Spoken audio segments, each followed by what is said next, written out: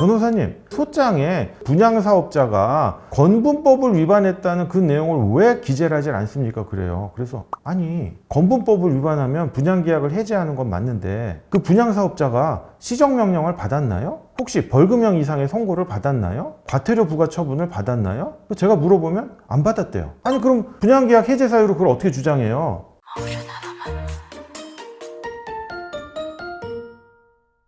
안녕하세요. 신탁의 신 오상민 변호사입니다. 본 영상을 촬영한 날짜가 7월 4일인데요. 어제 7월 3일 대법원에서 분양계약 목적 달성이 불가능하지 않더라도 건분법을 위반하면 분양계약을 해지할 수 있다라고 하는 최신 대법원 판결이 선고되었습니다. 그래서 제가 긴급히 본 영상을 촬영하게 됐는데요. 부제는 분양계약 해제 소송을 하는 민사소송에서요, 건분법 위반을 주장하지 말라는 거예요. 여러분, 건축물의 분양에 관한 법률, 제가 이제 건분법이라고 줄여서 설명드리겠습니다. 건분법 6조에는요, 분양계약서에 꼭 반영돼야 하는 조항들을 설명하고 있어요. 그리고 건분법 시행령 제9조가 구체적인 내용들을 설명하고 있는데요. 대표적인 게 이겁니다. 건분법 시행령 제9조 제1항 제11호에는요. 가나 다 이렇게 구분을 해가지고 시정명령을 받거나 또는 벌금형 이상의 형을 선고받거나 과태료 부과 처분을 받으면 분양계약을 해약할 수 있다는 사항을 분양계약에 반영하라라고 규정하고 있어요. 그러니까 건분법이 적용되는 사업장의 분양계약서에는 분양계약 해제 사유로 이 조항이 꼭 들어가 있습니다. 즉, 분양사업자가 시정명령을 받거나 벌금형 이상의 선고를 받거나 과태료 부과 처분을 받으면 분양계약을 해지할 수가 있어요. 그런데 신탁회사들이 이 조항을 어떻게 악용을 하냐면요, 이거는 법에서 정한 분양계약 해제 사유니까 법정 해제 사유입니다. 그리고 법정 해제 사유는 분양계약의 목적을 달성할 수 없을 정도로 중대해야 되기 때문에 단순히 시정명령, 벌금형 이상의 선고, 과태료 부과 처분을 받더라도 분양계약의 목적을 달성할 수 없을 정도로 중대한 사유로 이러한 처분을 받아야 됩니다 라고 항변을 했고, 이게 하급심에서 일부 받아들여졌어요. 그러다 보니까 수분양자들이 어떻게 주장했냐면, 아니, 이거는 분양계약의 해제 사유로 건분법에서 정한 거긴 하지만 이거는 법정 해제 사유가 아닌 약정 해제 사유로 반영하라고 한 거고, 그렇기 때문에 이러한 사유가 있다면 분양계약의 목적을 달성할 수 없을 정도로 중한지 아닌지 여부를 따지지 않고 분양계약을 해제할 수 있다라고 주장을 해가지고 또 이를 받아들인 하급심 법원의 판례가 있었어요.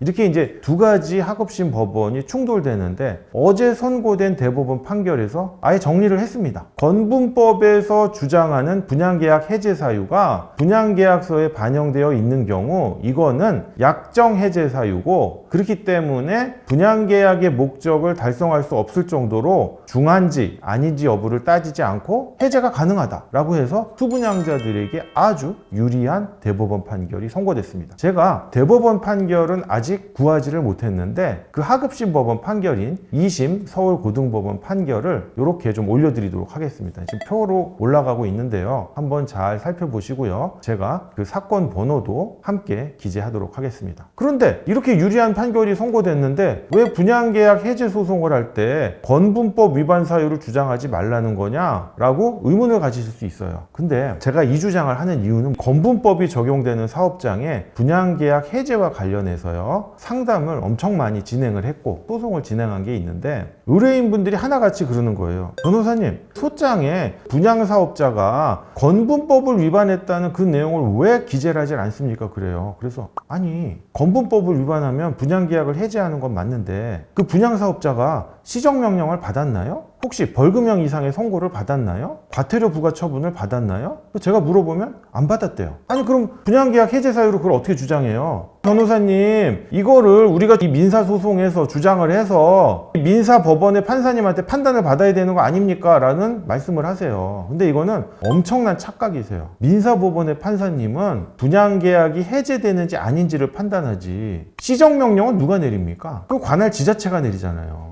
벌금형 이상의 선고는 누가 해요? 형사법원의 재판장님이 하시는 거잖아요. 과태료 부과 처분은 누가 합니까? 그것도 관할 지자체에서 하는 거잖아요. 그러니까 이거는 민사소송과 별개로 해당 지자체의 시정명령이나 과태료 부과처분에 민원을 넣거나 벌금형 이상의 선고를 받게 하려면 그 관할 경찰서에 건분법 위반으로 분양사업자를 고소해서 그 결과를 받아와야 되는 거예요. 와야 민사재판의 판사님이 분양계약 해제 사유가 달성됐네라고 해제를 인정해 주는 거지, 민사법원의 판사님이 지자체의 행정기관이세요? 무슨 시정명령을 하고 과태료 부과 처분을 해요. 그 다음에 민사재판의 판사님이 형사재판하는 거는요 안 돼요. 극도로 꺼려합니다. 왜냐하면 형사재판 절차랑 민사재판 절차가 다르기 때문에 민사재판에서 형사판결을 할 수가 없어요. 물론 형사판결이 이미 내려졌다면 그거에 따라서 민사판결을 할 수 있지만, 형사판결이 내려지지 않은 상태에서 민사재판의 판사님이 형사판결을 한다? 말도 안 되는 얘기입니다. 민사재판의 판사님한테 이러한 판단을 구할 수가 애초에 없어요. 그렇기 때문에 무슨 소장에 이런 주장하는 거 있잖아요. 말도 안 되는 거고, 그냥 변호사들이 민사사건만 맡았을 때 의뢰인들 보기 좋으라고 면피용으로 넣는 거예요. 아무 효과가 없어요. 그거 하실 바엔 차라리 빨리 가서 지자체에 시정명령, 과태료 부과처분 민원 넣으시고 고소하셔가지고 형사재판에서 분양사업자가 벌금형 이상으로 선고받을 수 있도록 빨리 고발 고소 조치를 하시는 게 급선무입니다. 제가 본 영상에서 설명드리고자 하는 부분이 바로 이 부분입니다. 본 영상을 통해서요, 여러분들이 두 가지 점만 잘 알고 계시면 될 것 같습니다. 첫 번째는요, 어제 선고된 최신 대법원 판결의 결론입니다. 즉, 건분법 위반, 분양계약의 목적을 달성하지 못할 정도로 중하지 않은 사유라 하더라도 건분법 위반 사유가 있다면 분양계약을 해제할 수 있다라는 최신 대법원 판결의 결론이고요. 두 번째로는 민사재판에서 건분법 위반 사유를 확인받을 수도 없고 확인받으려고 하지 말아라 라는 점을 알게 되는 계기가 되었으면 좋겠습니다. 본 영상이 도움이 되셨다면 구독과 좋아요 부탁드립니다. 감사합니다.